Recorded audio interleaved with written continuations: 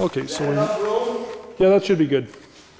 So we moved the airplanes, and here's the car. Still sitting in the hangar, as has been slumbering since I parked it here. I'm going to take you for sort of a little walk around. Unfortunately, I can't get quite a wide enough shot.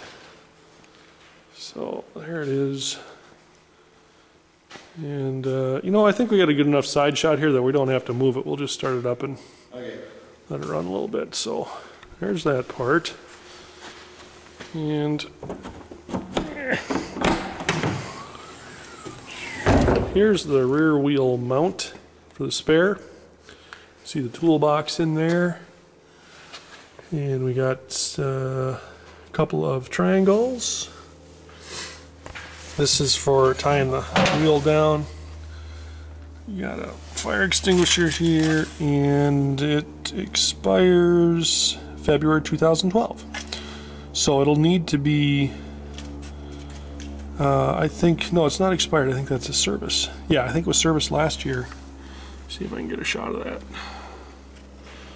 So I think it's actually okay, but you'd have to check the rules to make sure that that's true.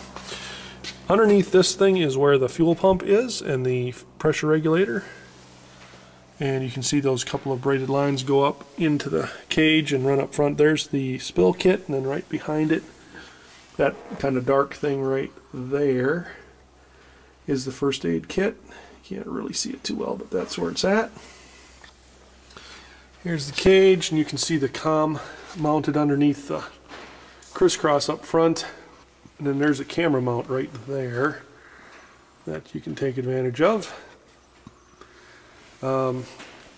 Let's see. Let's go around here to the front. Oh, I do want to show you.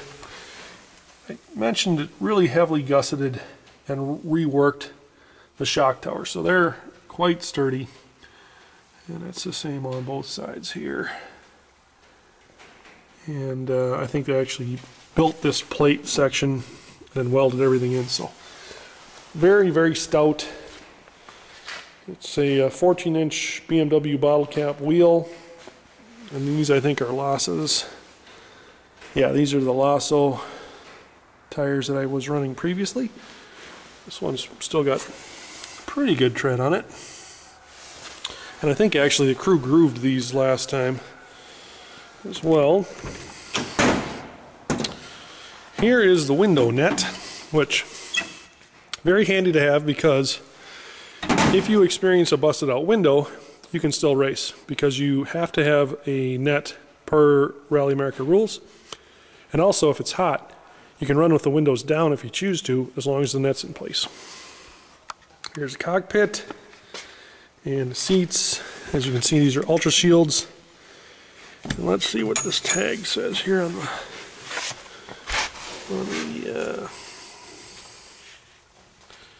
so it's SFI.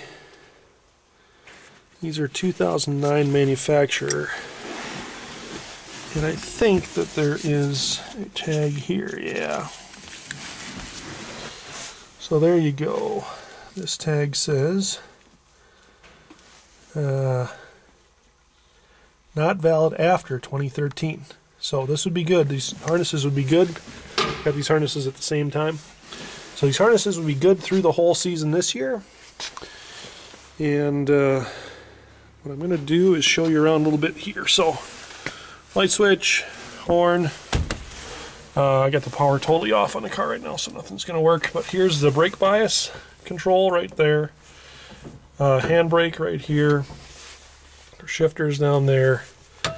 100% disconnect switch right there, and then these switches, one of them actually is, these switches right here, one of them actually is the hazard lights. This one is a fan override switch, so you can turn this on just before you start the stage. And then for the driving lights, these two, there's spots and floods. Heater control is right here, and this is just a basic heater box. You can see the snorkels right there. One of them we've got routed underneath to provide defrost. And then the other one just dumps right into the cabin. Right there is the computer. So it's 1/100 of a mile survey computer, and it's got two displays on it. One is the accumulated, and the other is a resettable total. And then one of the things that's pretty handy, there it is, this is a remote reset. So my co-driver usually would have this sitting in his lap. He's reading through the notes, that way he doesn't have to reach forward and try to reach this computer, but he can still see everything. Other thing we've got in the car is a number of these GoPro mounts. So there's one in here that you can mount, so you can see what you're doing. And then we've got a couple up here on the roof.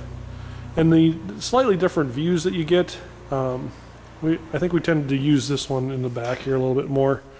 Sorry, yep, right there, because you get a little broader view. And then here is the patched sunroof. And then this is a roof vent right here, which you can open and do what you got to do with it. Let's take a look at the motor. And right now it's on my makeshift trickle charger, so I got this thing hooked up to a clock down here, so it charges every couple times every day for about an hour. And in a moment we'll see if she'll actually start. But also front shock towers, it's harder to see, but there's some extra welds added in here to solidify them a little bit better. Here's the master cylinder section for the brakes reservoirs there, and the master cylinders down beneath. As you can see, it's a 2-liter motor, 16 valve that was transplanted into this body. And the other thing that's really handy and important for you to know where it is this fuel sample port right here. I've never had to do a sample at a Rally America event, but if you do need to, this is where you can get it, and it works very, very well. So, I'm going to unplug all this stuff, hand the camera over to my buddy, and we'll start this thing up.